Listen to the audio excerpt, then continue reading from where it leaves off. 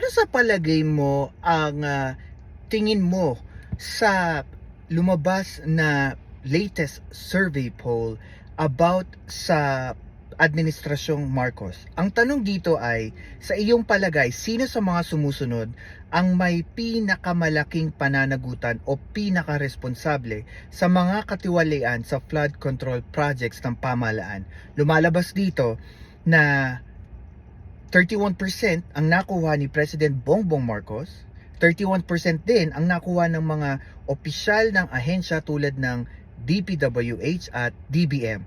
28% naman ang mga contractor tulad ng Diskaya, 23% sa ex-House Speaker na si Martin Romualdez, 21% doon sa nag-resign na si Congressman Saldico, at 11% sa mga kongresista o senator. Ito po ay galing sa WR Numero Research.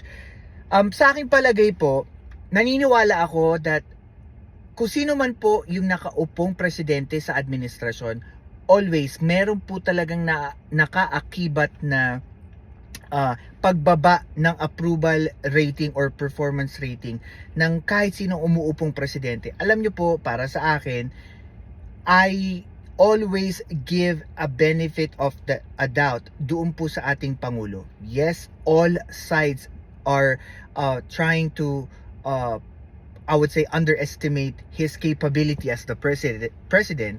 Marami din po mga anggulong sinasabi na maaaring hindi niya alam na ganito puputok yung skandalo na ito, na hindi niya akalain na ito yung magiging, I would say, tipping point of this year for his administration kung magkakaroon pa ng recovery sa kanyang approval rating. Para sa akin, my thing about this is,